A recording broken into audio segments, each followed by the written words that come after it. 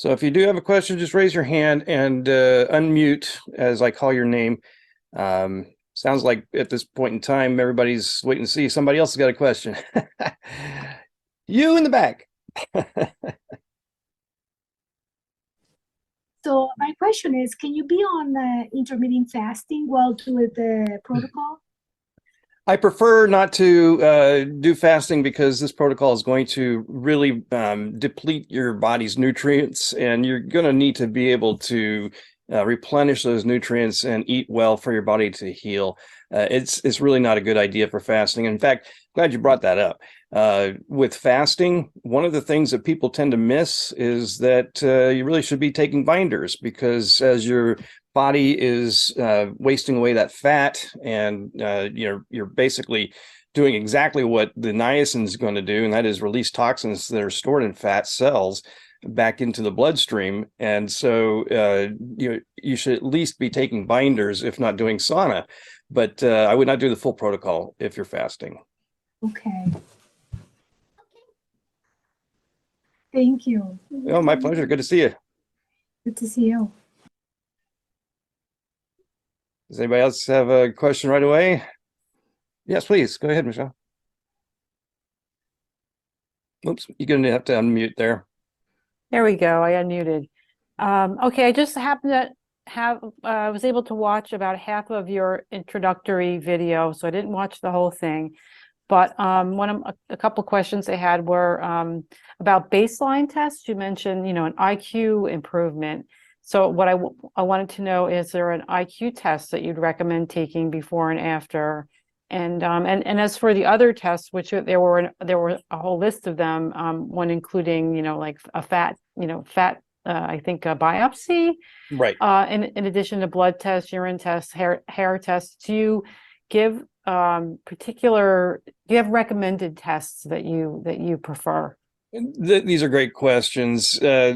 So let me tackle the tests to start with, because frankly, in all the years that we were doing this protocol with the original Hubbard method, the testing that we had to do for any kind of studies were fat biopsies, period. We really couldn't do any other kind of tests that were of any value, because really the urine tests and the stool tests, for example, are only going to reveal what the body's eliminating naturally, usually. But what we find is when somebody's on our protocol, if they do a urine test prior to doing the program, and then they do one after their program, what they want to see is that they've got the level here, and then when they finish the protocol, that it's going to be down here lower. But unfortunately, they are higher because the body is now able to eliminate toxins faster, and we've liberated a lot more out of fat. So the results of those tests are only going to show what the body's eliminating, which is a good sign, but it doesn't help for anybody who wants to see a body burden reduction. The only way we can do that at this point is really the fat biopsies. Now, the IQ testing, I don't have a current one because I have not actually used those in years. But back in the 80s, 90s, and even early 2000s, they were doing IQ tests. And honestly, I have no idea which ones to recommend anymore. But it was always surprising to see that we would have a range between 7 and 14 points that were what I call reclaimed, because I feel like the IQ points have been stolen by the toxicity. But on average, we would see about 10 points reclaimed. And when I went through this in 1986 through the original Hubbard method, that's the amount of points I reclaimed. Yeah, I'd like to, if I were to go through this sort of detoxification program, I'd really like to test that. That would be fun. Yeah. I should go back and see what is available and see what's a reliable test. I tried one a while back, and it just did not appear to be a true IQ test. But I do have a couple of sources, and I may actually start promoting that in my Facebook group, what I find, because I think that is a great way to tell if you've had results. Of course, this is more subjective now. We're looking for how do you feel after you do a program. When you're working with me as a remote coach, I have a 30, or it's a pre-detox and a 30-day post-detox symptom survey that's very complete. It covers all parts of the body, covers your mind, your mood, emotions, and certain conditions like gadolinium toxicity from MRIs. There's certain conditions that are pretty unique to that, so I have those listed.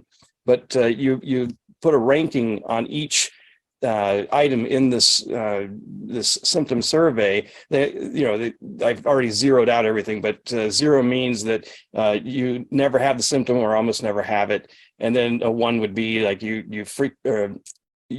do have the symptoms frequently, but they're not severe. Then have them frequently, but they are severe. And it goes on down through the list. Anyway, the point is that the symptom survey is probably the most effective way of seeing the subjective results. And it's free, whereas the other tests are going to cost probably like $140. But we find that the how a person feels after they've done our program is really more important. Yeah. Well, I do have more questions, but I don't know. You probably have a presentation. There's probably other people with questions, so I can.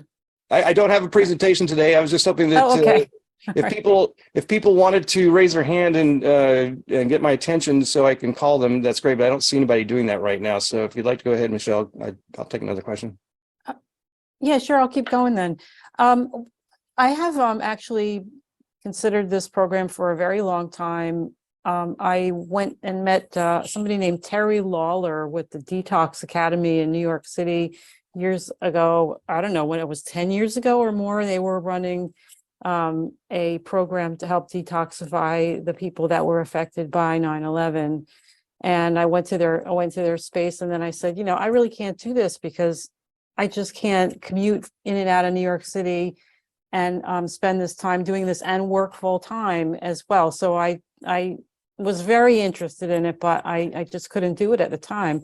So now I'm retired, I can do this.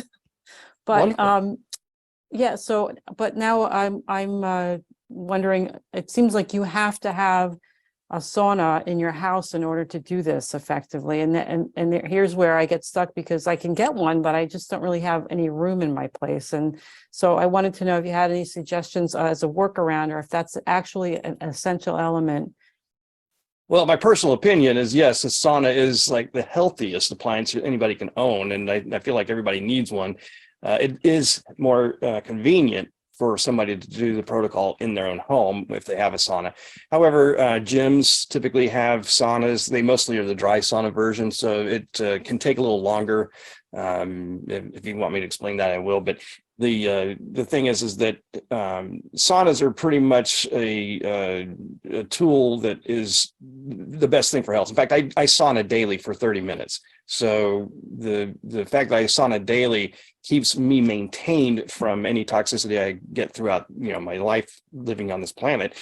But I'll do the protocol about every 2 to 3 years. Now, the fact that I sauna for 30 minutes every day and just make it part of my routine has kept me incredibly healthy. In fact, it blows my mind to think that I turned 60 this year. I have the energy, stamina, performance, cognitive function of a healthy 39-year-old. So it's truly, I think, the detox and the saunas that have been a game changer for me. But now, if you can get to a gym and go daily, that's going to be helpful. I will also tell you that there are 3 portable sauna manufacturers that we know work for our program if space is an issue. Okay. The 3 saunas that we recommend are going to be Relax Saunas, Therasage, and Synergy. So those 3 manufacturers are ones that you can purchase and do this program at home. It means that your head's going to be out of the sauna and your arms are either going to be in or out. So the reason I bring this up is because you want to towel off regularly, because sweat is designed to regulate the body temperature. And we want to wipe that sweat off so that, first of all, you sweat more. And second of all, you want to wipe off any of the excreted toxins that you've already eliminated. But it's also important to drink a lot of fluids, water. And so usually you have to have your arms out of these little tent style saunas. But they do work, and they can be very effective on the program. Yeah, the one that you would recommend most highly is it's called the Clear Light. Is that it? The clear light saunas, yeah, they're what I consider the Cadillac of the industry. I also represent Yeah. Radiant Health saunas and Sunstream saunas. I look at Radiant Health as being Okay. like the workhorse of the industry, like your Chevy, Dodge, Ford, GMC, whatever your favorite manufacturer is. Their workhorse pickup truck. And then I look at Sunstream as more like the Kia or Hyundai of the industry. But definitely Clearlight Okay. has the best reputation. I am a dealer for them, but I'm an affiliate for the other two I mentioned. So would you be able to provide a list, or is it already on your website, the specifications for each different type so that Absolutely. I could see Absolutely. what would fit in the house? And Yes. In fact, if you go to getdetoxinated.com and then /shop, you'll see a sauna selector guide. oh, And perfect. I try to educate on the benefits of infrared sauna, and I provide the different models that you can see the different models, as well as there's a table that shows the size and dimensions as well as the power requirements. So Yes, that's what I that's need to another know. important element. And also knowing wood types. The different wood types have different value. For example, basswood can tend to be more appropriate for people with multiple chemical sensitivities. There's also now Clearlight actually has mahogany. They've replaced the cedar with mahogany because cedar wood has gotten extremely expensive. But the mahogany wood is beautiful. It's a rich brown type color. The Radiant Health Saunas uses Canadian hemlock, and I think the Sunstream uses basswood. So those are basically the choices, and they're very nice woods for sauna. I'd like to see the cedar come back, but that's probably not going to happen. Right, and so with those wooden sauna, I'm going to call them a box or a closet. Cabin is actually the more appropriate term. Okay, can you construct them and move them if you need to? I mean, Yes, all three of these manufacturers that I represent have the easiest saunas to assemble, and I have assembled and disassembled so many of them. In fact, there's a video of me with a Sunstream Mini, which is the smallest footprint of any of these cabin style saunas. Its dimensions are less than 3 feet square, so it's 32 and a half by 35. And it's a very hot sauna for the small size. In fact, it only comes up to my forehead. It's about 67 inches tall. And the only concern with that one is that the door is half size, so I have to walk in sideways to get into it. But the video I have on my YouTube channel, Get Detoxinated, it shows you how easy it is to assemble that. I actually unboxed and assembled this particular sauna sight unseen, and it only took 15 minutes. And I was actually filming and taking pictures of the way it was packaged in case I had to put it back in for any reason. So it just took 15 minutes to assemble. all right, thank you. I'm going to take a break from the questions because I see someone I see has Bill. their hand up. Okay. Thank you so much for something. Yeah, hi Bill. I might have more. Okay. Okay. Go ahead, Bill. I'm muting. Hey, Dan, I was just going to comment that there, in terms of the IQ test, running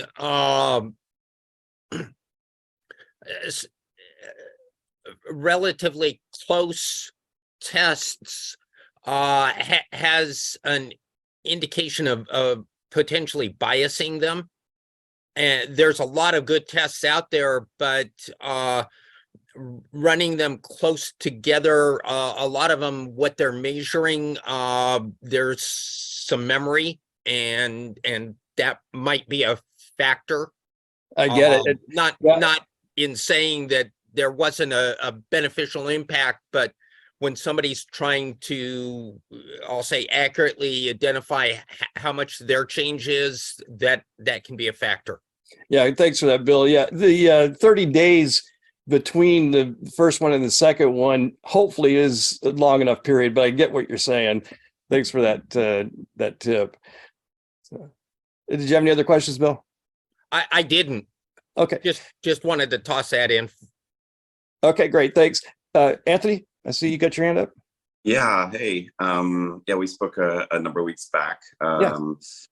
Partially an update kind of question. So as you know, like dealing with the chronic stuff, the CFS kind of thing, I made it to about day 24.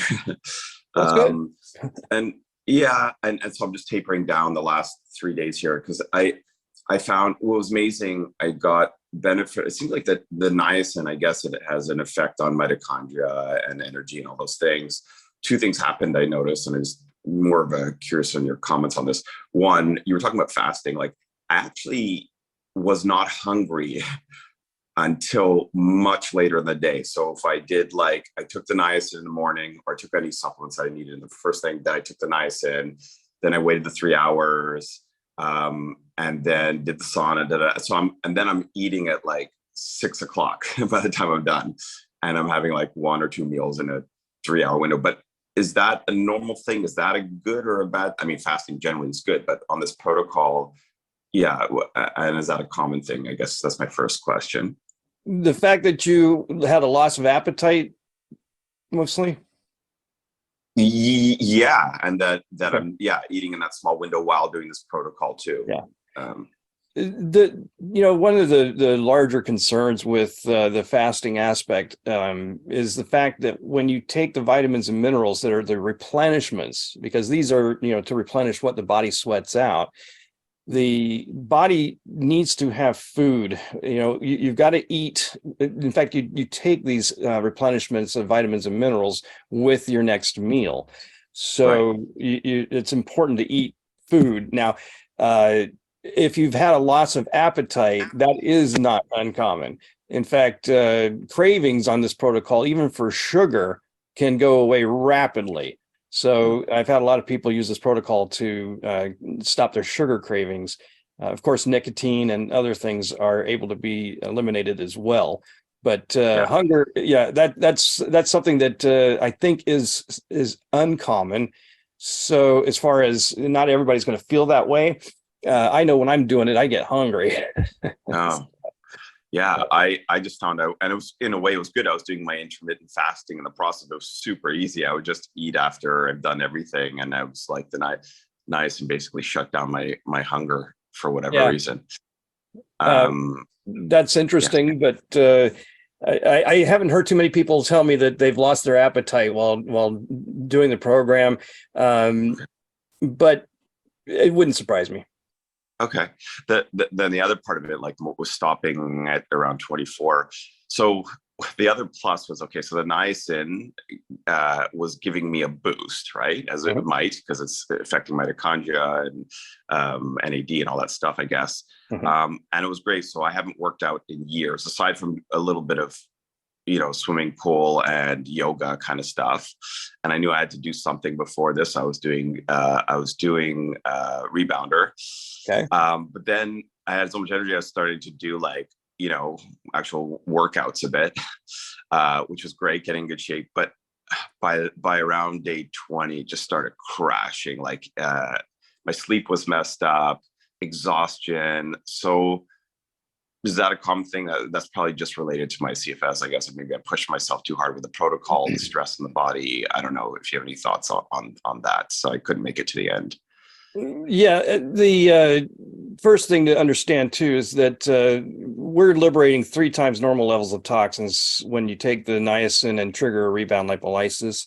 And that is going to put, I guess, if you will, stress on the body.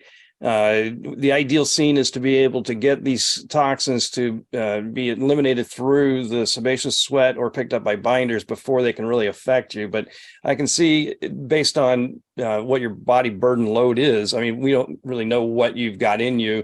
Everybody's going to have a different body burden, but right. You never know. And there could be something that you're releasing that's causing you to feel a little bit worse off. But also remember now, our protocol in all the studies we've done, there's over 25 studies that were done.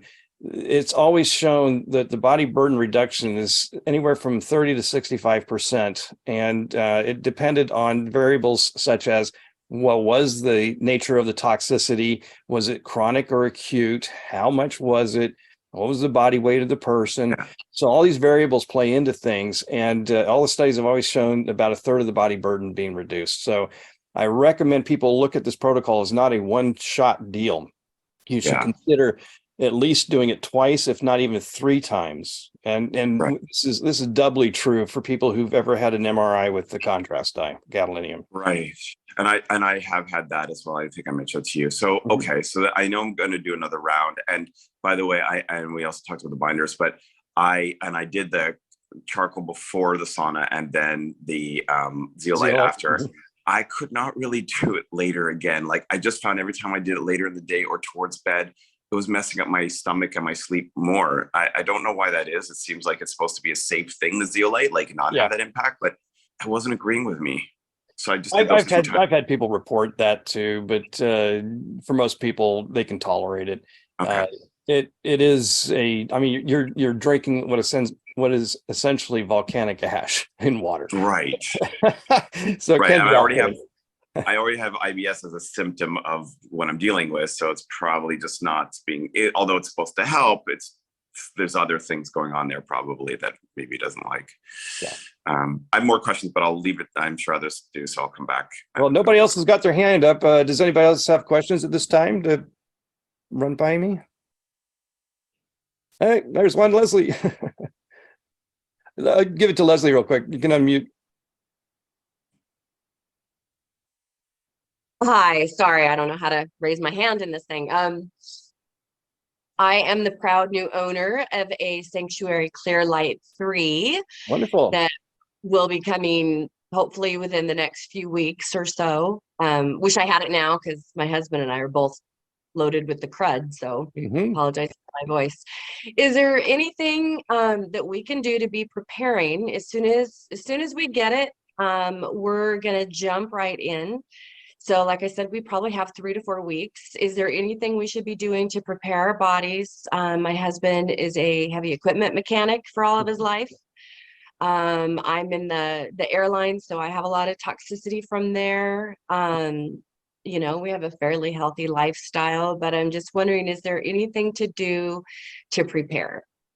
Well, I would encourage you to start on the zeolite right away. The other thing to do is before you embark on our protocol is to go ahead and get acclimated to being in that sauna. Once you've gotten it set up, start off low and slow. You want to make sure that you can tolerate being in that sauna, at least to start with maybe 20 minutes at possibly 138 to 140, but you can even start lower than that and work your way up. But the goal here is to try to get to 45 minutes of constant time in the sauna. But I want you to know too that it's perfectly okay to open the door and let cold air in. This is an infrared sauna. Actually, yours is a full spectrum, but it's an infrared sauna. So it's not so much about the temperature as much as it is about the infrared emitters being turned on. So like a dry sauna or a Finnish sauna, you'd get shot if you open the door and let cold air in. You know, that's going to blow it for everybody. But in an infrared sauna, it's all about those emitters being turned on. And if you set it to a temperature like 138 to 140, and it reaches that temperature, then the emitters will shut off and you're just sitting in the warmer air until it drops below a certain threshold where the emitters will turn back on. This is one of the reasons why I say open the door, let some cold air in, and that'll cool you down as well as allow the emitters to turn back on. And it'll help you to get used to being in the sauna for extended periods of time. The goal, of course, on our protocol is to try to get to 75 total minutes in a 45-minute session or cycle, and then the 5 to 15 minute cool down break, and then go back in for another 30 minutes. So that's the goal, but we don't expect anybody to get there out of the gate. We want you to work up to that. Okay, so work up to it with zeolite, but before you start the protocol. Yeah, the zeolite can be taken with or without the protocol. And in fact, it's going to help your microbiota. It's going to help your microbiome, and it's going to help your the villi in the small intestine. In fact, it'll help your body to absorb nutrients better. And it'll pick up like glyphosate, which studies are showing that pretty much anybody who's alive on this planet is infected or contaminated with Roundup, glyphosate. So the zeolite will help pick that up out of the gut and help heal your microbiome. And also it allows the nutrients to be more absorbed in the villi, which is where your body actually absorbs nutrients that you've eaten. But while it's down there, the zeolite is also able to actually provide filtering of the blood. So it's interacting with the blood at the villi. So this is going to help with both the gut and some of the filtering of the blood. What we do know now is that zeolite is also a strong chelator, one of the strongest chelators for gadolinium. And I keep using that word because a lot of people are in my Facebook group who have been affected by the gadolinium from their MRIs, and it's a very nasty heavy metal. Should never be injected into the body. But the zeolite is the strongest chelator we found for that, or binder. But one other thing too, I would recommend you get used to doing is the electrolytes. So as you're doing sauna and getting used to being in it for a long period of time, you want to be also using electrolytes, and that includes potassium, salt, and plasma electrolytes, or also known as cell salts. These are all going to help your body to absorb any fluids that you drink. And we need to make sure we stay hydrated in the sauna, and taking the electrolytes and drinking a lot of fluids is going to allow you to be able to get used to being in sauna for extended periods of time. Okay, so thank you. I plan to purchase the kit off the website. Will that tell me which electrolytes to buy? So if you're buying the kit, the electrolytes are in that kit. Excellent. The only things that are not in the kit are the binders and the apple cider vinegar. So for those of you who don't know what we're talking about, we have a 30-day detox supply kit that we recommend that you use on our program. Unfortunately, I can't sell it outside of the United States, though. So I have links for suppliers or resellers outside of this country, but I can only work with people in the country. By the way, when you go to my website, the shop, the kit is there, but you can't really buy it from there. You have to fill out the form and give me your shipping address, because I have no way of being able to automatically provide the shipping costs. So I have to actually manually figure out the shipping costs for you and then send you a quote. But that's just a side note. The kit, though, is the actual kit that has been used for all these years by the originators of the protocol. So again, for those of you who are new to this, the protocol was not invented by my father. It was actually repurposed for occupational medicine. It originated by, believe it or not, L. Ron Hubbard of Scientology, and the Scientologists use this as some sort of, I guess, baptismal rite. If you want to be a good Scientologist, you do the purification rundown. But my father has repurposed this for occupational medicine and treating people who were exposed to chemicals, heavy metals, and radiation exposure injuries from workplace injuries. And so essentially, this has proven to be the most effective detox protocol ever created. And ever since we've been, we parted ways with a Scientologist in about 2013. And at that point, we were able to start digging deep under the hood and basically reverse engineering it and figuring out how to make it work better. And what we have today is the results of many years of us retooling it. Now, the kit that Leslie mentioned is the kit that the Scientologists commissioned, but the reason it's important to understand that is that the Scientologists won't use binders, and we have found that the binders have made the user experience far better, has made the protocol more effective. So we recommend a couple of different brands of binders. One of them is an activated bamboo charcoal. The other one is a zeolite, micronized zeolite, and these are not going to be included with the kit, but strongly recommended. So I hope that answers the question, because I can't just have you buy it off my website. I have to send you a quote for it. No, that's perfect. Thank you. And the link was there. I've already purchased the zeolite, and it's self-explanatory other than that. So thank you very much. I'm looking forward to it. You're very welcome. And where did you say you bought that sauna from?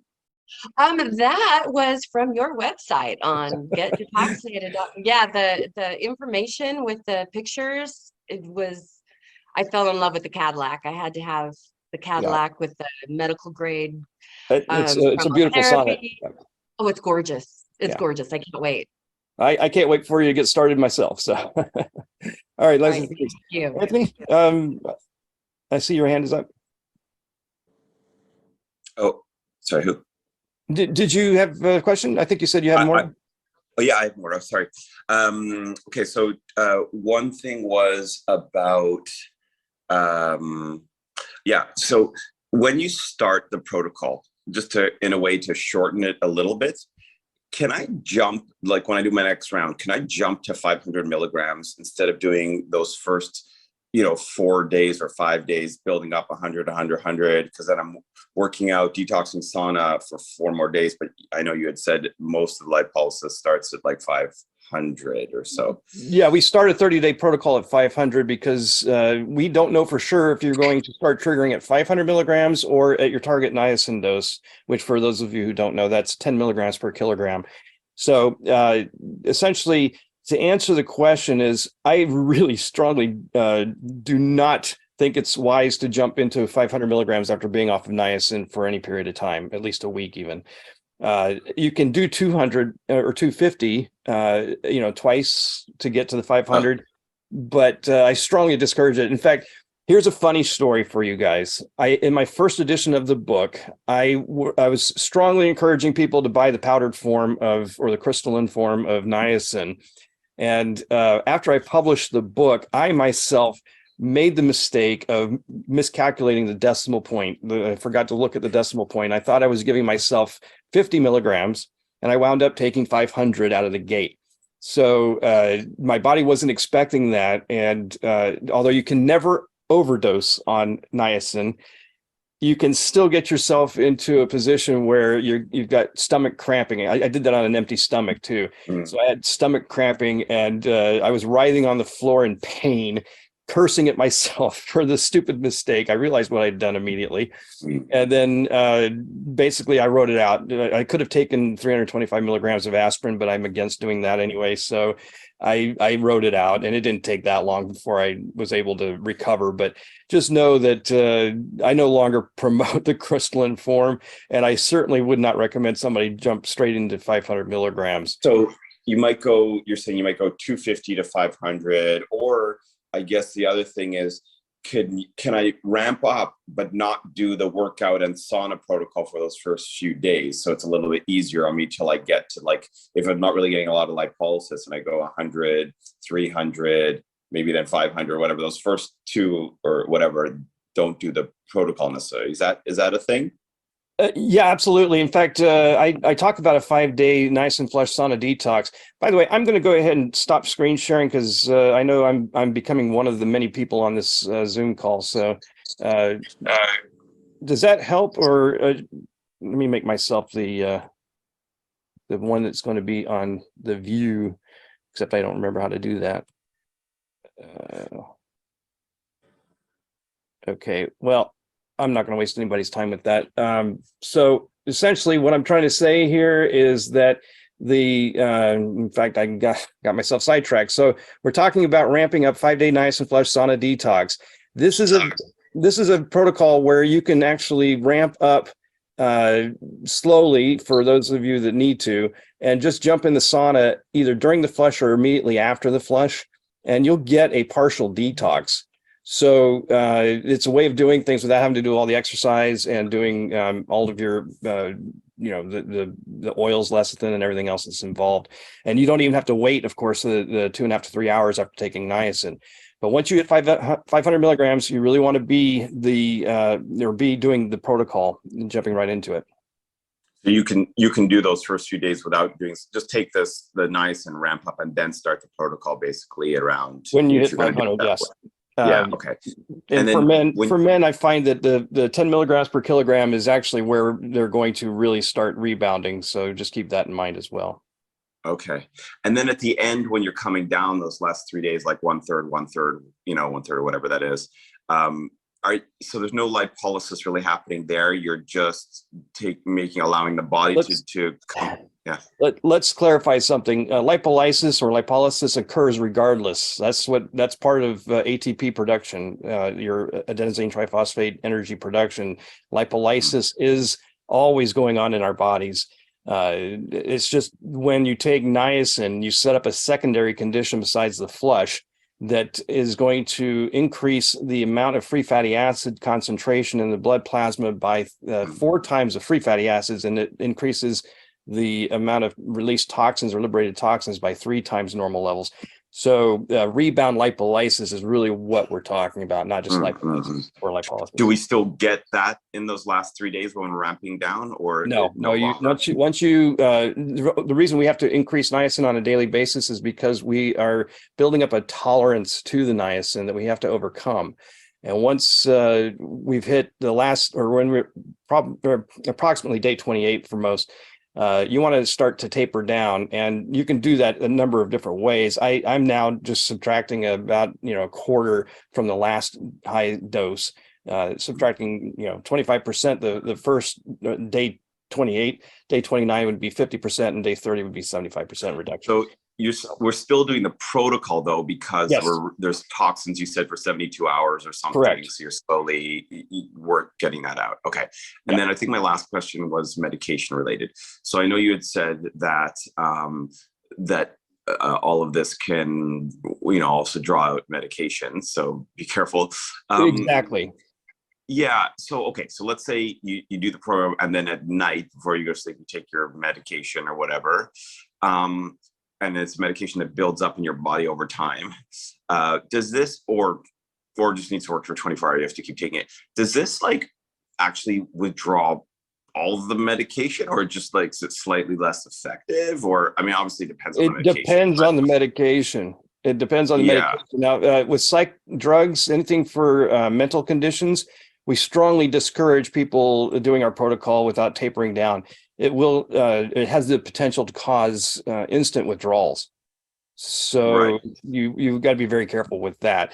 But even the zeolite is able to pick up, any of the binders are able to pick up the medications. They're typically petrochemical based, which means they're positively charged. Yeah, if you take something at night, then your body reabsorbs it. It will put it, and then the next day you do the protocol again. It might now it's in your system, in your tissue and everything. It doesn't necessarily mean that all of it's getting detoxed out of you each time. It's just it may be a little less effective, or some of it might come out or whatever, right? It's not that it doesn't yes. work.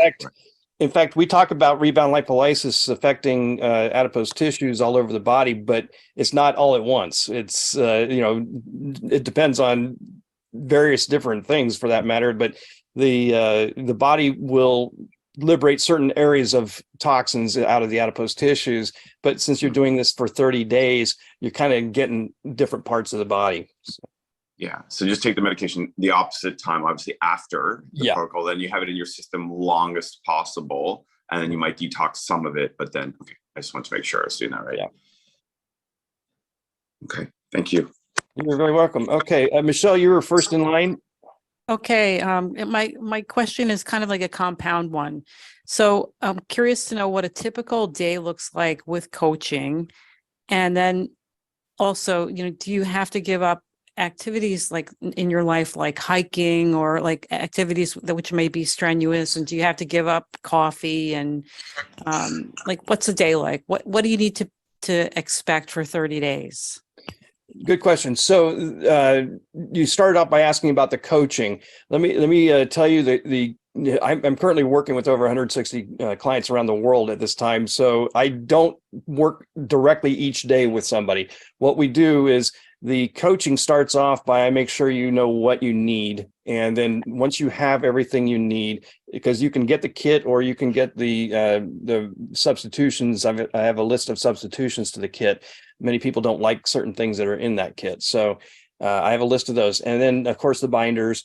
You'll need apple cider vinegar. It's helpful to have a mason jar to mix the CalMag beverage. And so I just make sure you have everything ready to go.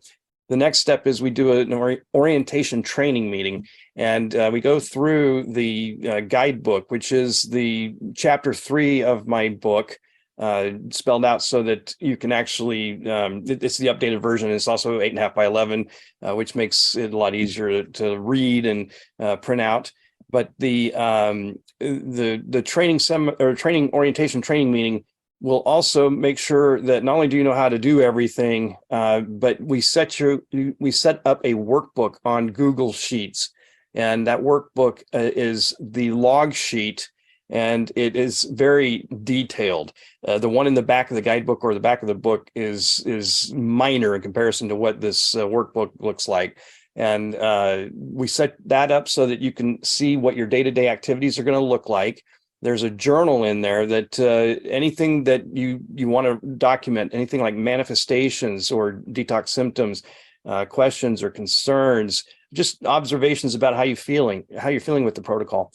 The journal is there for that. And I'll show you that in the journal, if there are questions that you need answered, you just need to text or email me to say that, hey, there's a question in the journal, please answer.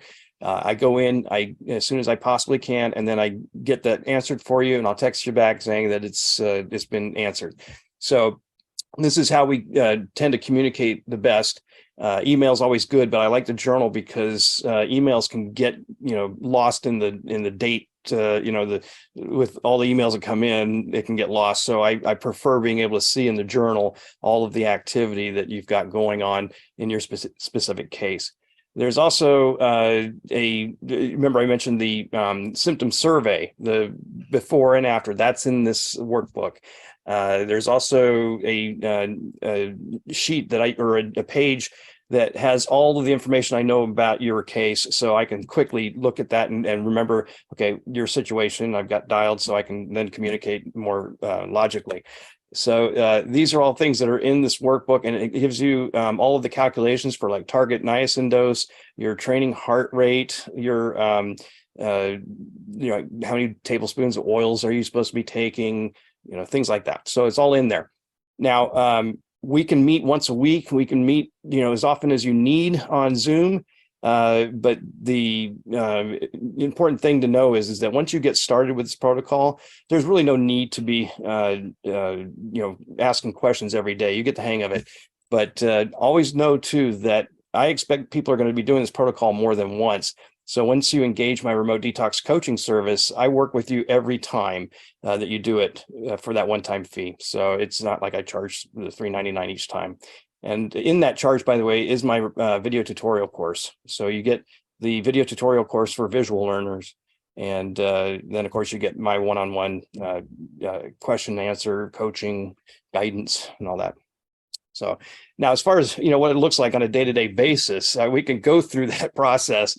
But the important thing to know is I hate going through the protocol steps, without having somebody actually knowing more about the protocol, because this is so powerful that you can get into trouble if you hear how to do it, but you really don't understand it, and you try to work with it and you dabble in it. You can get yourself into trouble because you might wind up redistributing the toxins. Plus, you also need to know that there are contraindications and preclusions that you should at least talk to me first about that.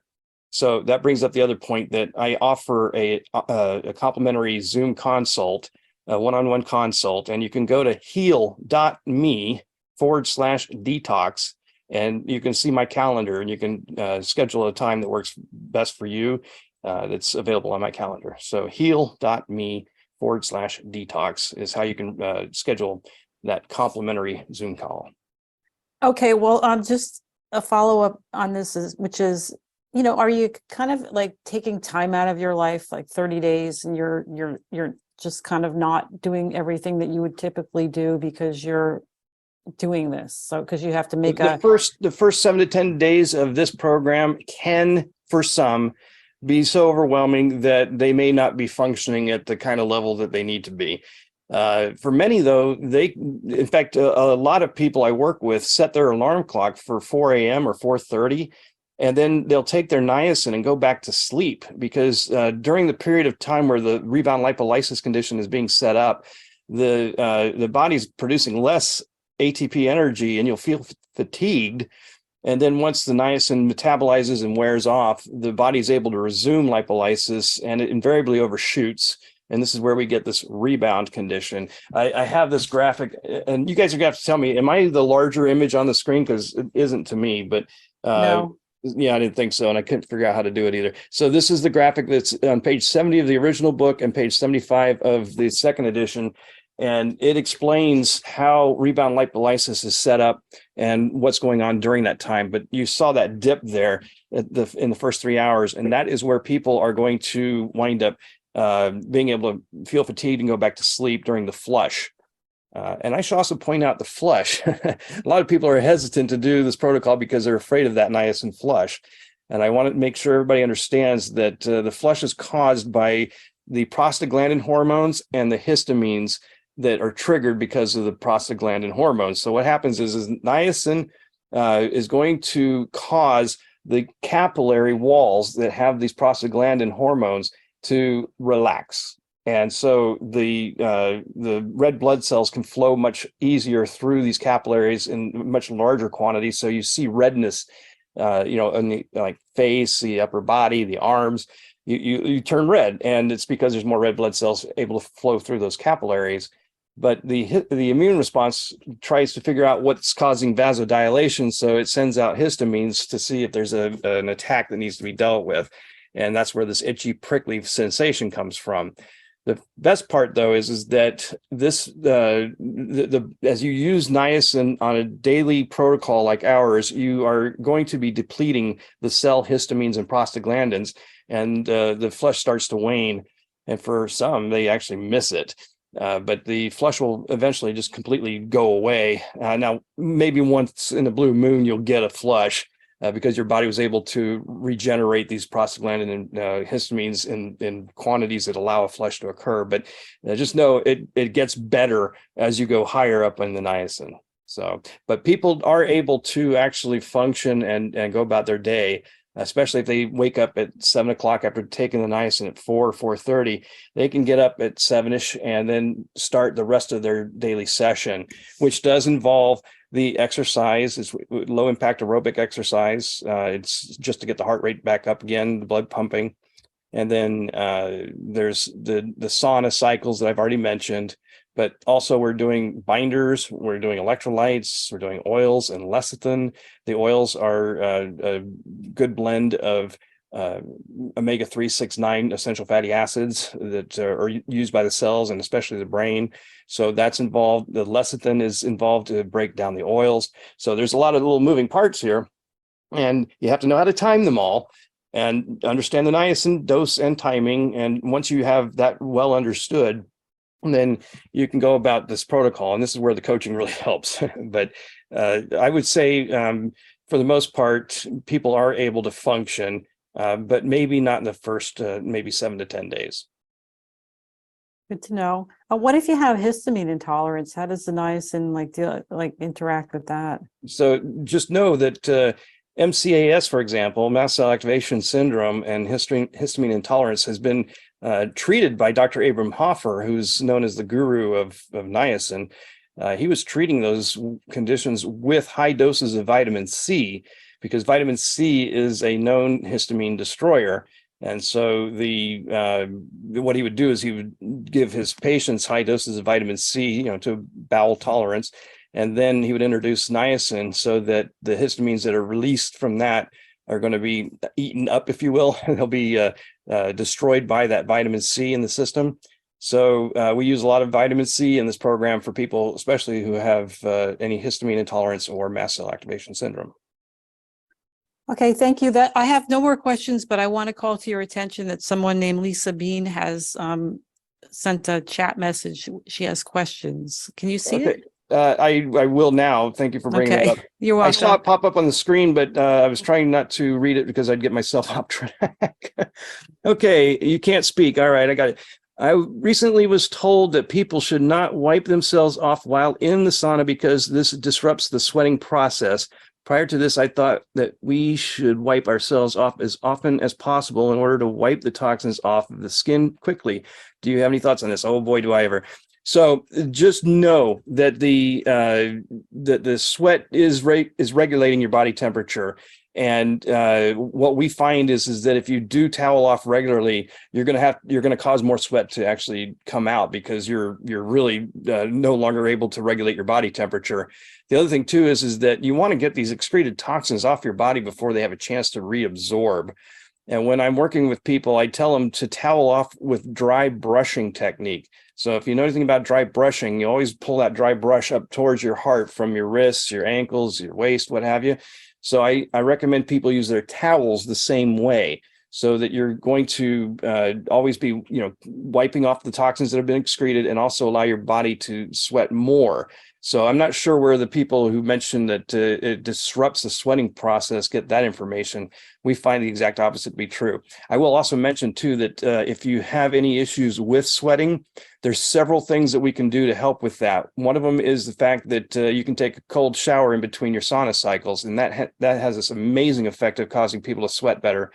The second thing is that you might need your iodine levels checked if you're not sweating very easily. If your iodine is low, it can take 4 to 6 weeks of iodine supplementation in order for your body to then start sweating. But this is a very little known fact that people don't know, and that is that iodine has an effect on sweating. Other things you can do is to take the electrolytes and drink a lot of fluid ahead of time, especially ahead of your actual exercise. That gives your body enough time to absorb the fluids that you've drunk and make that available to sweat. So that's another popular one. Another one too is just soaking your feet in hot water before you go into the sauna. That can definitely get you sweating.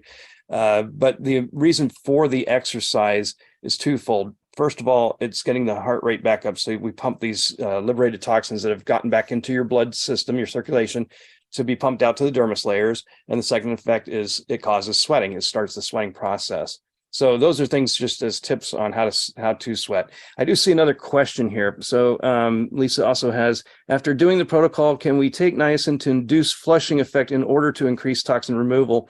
There's something in my way. With the normal use of our sauna a couple of times a week, is this not advisable? Actually, no, I mentioned the 5-day niacin flush sauna detox. That can be done anytime. In fact, it doesn't have to be 5 days. You can do it as many days in a row or not in a row as you like. The 5-day niacin flush sauna detox was just a primer to starting our program, but there's always an advantage or a benefit to using the sauna either during a flush or immediately after. That's because any blood-borne toxins, which, like I said earlier, you're always having some toxins in the blood just through normal lipolysis. So if you take niacin and you start flushing, it's going to pump these toxins that are in the blood out to the dermis layers, because you're pushing a lot more red blood cells out to the through the capillaries to the dermis layers or skin layers. So yes, it's very beneficial to do that. Keep in mind though, when you finish our protocol, you need to stop the niacin for a week so you can start from zero and be able to flush again. So you have to give the niacin about a week, 5 to 7 days to do that. Okay, and then let's see, I've got Kelly, I think is next in line. You can unmute. Hey, I just wanted to check with y'all or with you on how effective is this protocol to remove mycotoxins? Great question. So we hadn't really planned that mycotoxins, which are fat soluble, to be included in the many things that we knew this protocol could detox. Turns out mold mycotoxins are able to be detoxed with this program very effectively. But you need to make sure that you've gotten away from or mitigated the mold issue. So if the mold is gone, then the mycotoxins can be detoxed with this protocol. In fact, we didn't expect to see Lyme disease being something that could be handled with this protocol, but what we find, Lyme disease has a bacterial component to it, and what we find is that if your body is full of heavy metals and man-made chemicals, it's out of balance. So the body cannot fight back with the Lyme condition. So once you detox the body and get back to homeostasis, the Lyme is actually able to be better controlled. So we've seen plenty of people find relief from Lyme disease with this program. I would not say it's the only protocol you should be doing, but that was kind of a surprise. We've been surprised by a lot of different things that this protocol has managed to reverse. Keep in mind, we had blinders on. We were working in occupational medicine, and also the Scientologists that were running the medical practice and also providing the services of the detox, they were mostly concerned with drug addiction rehab. So we really weren't seeing, other conditions other than people being exposed at the workplace to chemicals, heavy metals, and radiation, and other disasters like 9/11, where we treated over 4,000 first responders of 9/11. We're at the ground zero cleanup. And then there was the Utah Meth Cops Project. These are cops that were raiding meth labs and getting doused by all the solvents that were used. There was the Shreveport firefighters. There was the Gulf War Syndrome study. The children of Chernobyl. We've done a lot of disaster type of recoveries, but helping people to detox from those experiences. But we've been blown away by some of the things that we've actually been able to reverse. I can mention this gal's name, patrolwoman Jessica Rivers.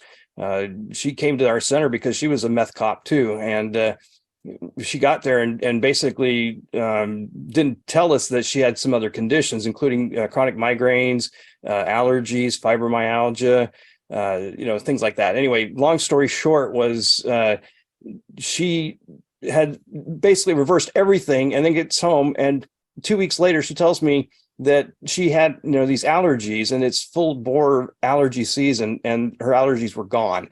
And that was not something I was expecting to know or to hear. The other thing is that about a week or so after that, she called me up and said that her endometriosis cleared up. And that was a mind blow. I mean, we certainly had no idea that endometriosis was any kind of toxin related condition. But I'll tell you one thing, anything that has no known etiology, and this includes multiple sclerosis, asthma, chronic fatigue syndrome, adrenal fatigue, thyroid conditions, basically things that have no known etiology or cause, you can pretty much guarantee they're environmental toxin related. So I hope that answered the question. Yes, sir, it did. Is it okay to ask one more? Yes, you may. Okay, and I appreciate you taking the time to answer my questions. Thank you. My pleasure. My pleasure. I know in taking certain binders, there's certain mycotoxins that'll bind with particular binders, and one of them being charcoal. And I know that charcoal is supposed to, I guess, have a strong affinity for, nutrition. Minerals. Yes, sir. Minerals, specifically minerals. Yeah. So my question is, taking the charcoal prior, you're drinking electrolytes while you're in the sauna, you take the charcoal prior to getting in the sauna. Is that going to create an issue with it being used up on things that the body needs as compared to trying to eliminate some of those mycotoxins? Well, on our protocol, we have it timed so you take the activated charcoal away from everything else. Zeolite doesn't have the same affinity for those kind of nutrients, but we still would have you take them away from any medications, both of those. But if you're not doing the protocol and you're just doing activated charcoal, I would certainly be aware of the timing. I'd give everything an hour away from the charcoal. So if you're going to eat or you're going to take medications or anything like that, do it an hour away from the charcoal.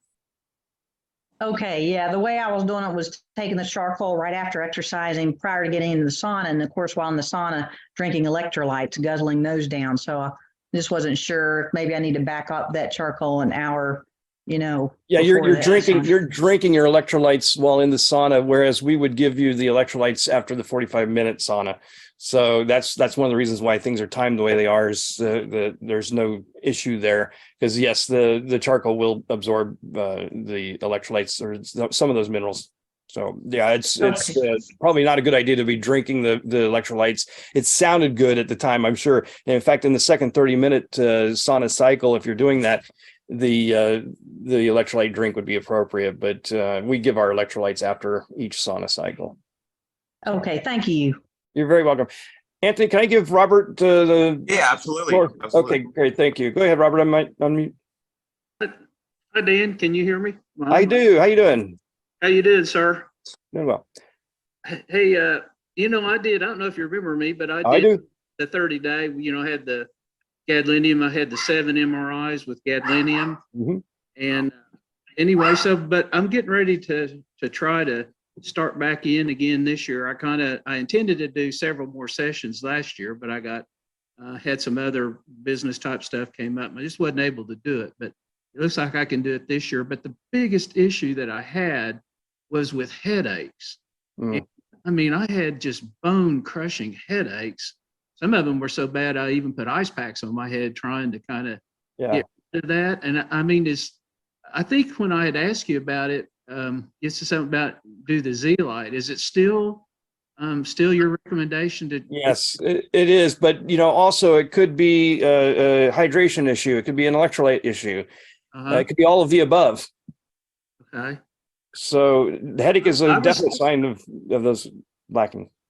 I was doing I had the electrolytes that I bought, and I was following the protocol that I had that you and I discussed prior to me starting. And so, I was following it to a T. Yeah.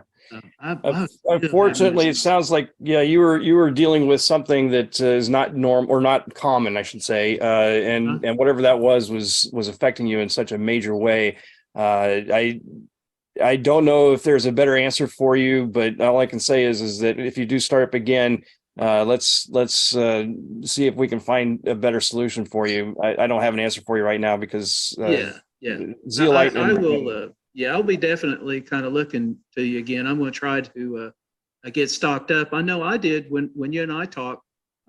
There wasn't really the kit. You had recommended that I just purchase everything separately. Yeah, in the early days, we didn't have the kit. As a matter of fact, the Scientologists, or I'm sorry, the manufacturer of the kit at first didn't even want to have me as a reseller because he thought he would lose his largest client, the Scientologists. And then I showed him the cover of Clear Body, Clear Mind. I know you guys can't see me in a big picture, but this is L. Ron Hubbard's Clear Body, Clear Mind. And if you can see down there, you can see my father wrote the introduction to this particular edition of the book.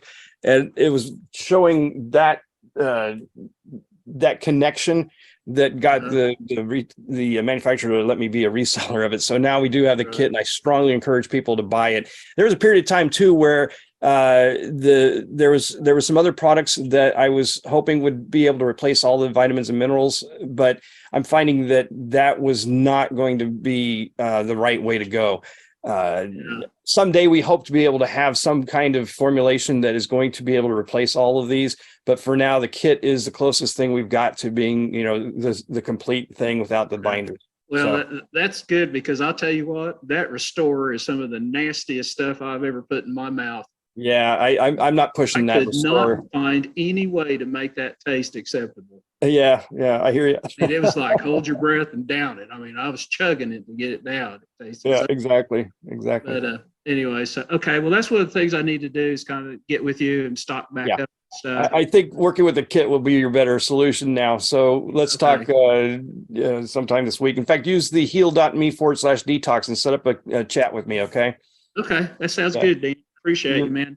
It really helped me out that one time. Really helped some of the burden that I had. I felt better, and I know I felt even better because I know we talked. I needed probably 3 or 4 sessions to get this gadolinium out, but exactly helped.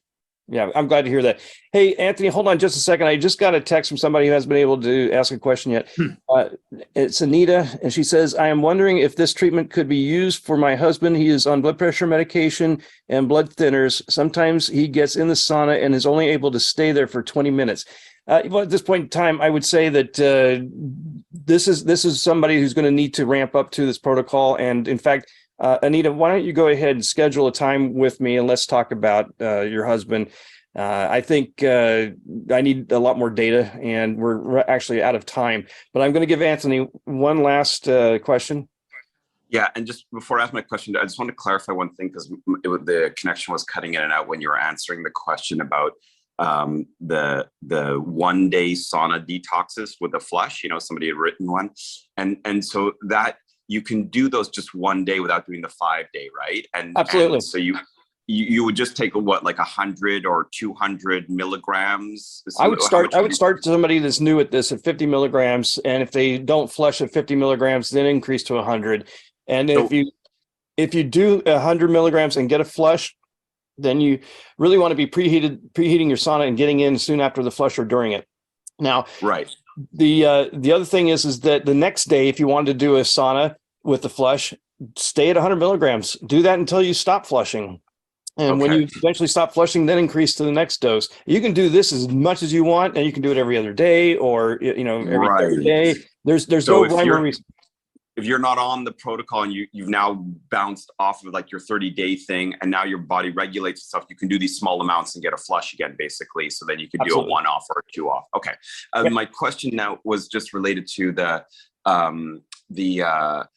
you were talking about timing of things. And so I read somewhere, I think on the forum, about not having your niacin with food or fat or something, it stops the rebound and so just a part of that too is, what about coffee and MCT oil and so on, if you do that in the morning with it? So I just wanted to understand that.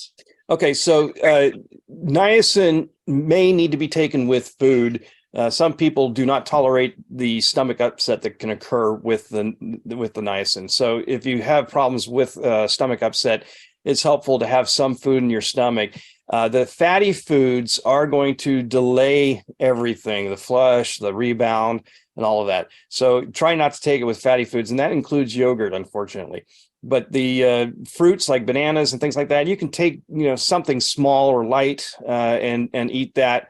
If you feel that that you can't tolerate the stomach upset, I prefer to take niacin without food, but not everybody can. But maybe you can after you've worked with it for a few days. Yeah, so it doesn't stop the rebound effect; it just delays it. You're saying. So in other words, if you have fatty foods, so it won't not work for you. It's just instead of 3 hours, maybe it's 3.5 hours or 4 hours. That's the problem. Is we're trying to be able to know when a rebound is going to trigger. And just for the people who don't know much about this, the rebound lipolysis condition has been shown in many different studies. I got 3 of them on our website at getdetoxinated.com/studies. They're down at the bottom of that page. This rebound lipolysis condition is shown at 500 milligrams for most people to trigger, and then 10 milligrams per kilogram is where they found, for men and dogs of all things, is where it was dosed and getting the same rebound. The thing is that the original studies that my father had from the 1980s, unfortunately, were indicating that the rebound occurred in 50 minutes. And I want to make people understand that this is what he was using to justify why people needed to do 4.5 to 5 hours in the sauna, whereas we now know that it takes 3 hours for the rebound to occur in a human. So we don't want to waste those first 3 hours of your day when all the work was actually being done in the last 2 hours of a Hubbard method. Now, the reason that he had a study that was showing it occurring in 50 minutes was because the only study he had was done on sheep, and apparently sheep metabolize the niacin in a much faster manner than humans. So once we saw the 3 hour window and confirmed that with 2 other studies, that changed the game for us, because we were then able to reduce it from 4.5 to 5 hours a day to 2 hours a day. Also the saunas, we got rid of the dry saunas and used infrared exclusively at our centers. And then the binders were the third major thing. So, and that also is another good segue here, just to let you know, as of 2022, at the end of the year, we had to shut down the second center. So I no longer have a center for people to come to. My father retired in 2019. I lost the first center because the new people that bought his practice didn't want anything to do with the detox. Then I moved into the Spainhauer Wellness Center. He's a chiropractor, and he had a wellness center, and I became part of his organization. He's now in the selling off his practice mode and retiring. So we did not renew the lease to the Spainhauer Wellness Center. But the good news here is that we are starting up a franchise business model that has sauna spas. And we're going to be basically leading with sauna and introducing people to the detox.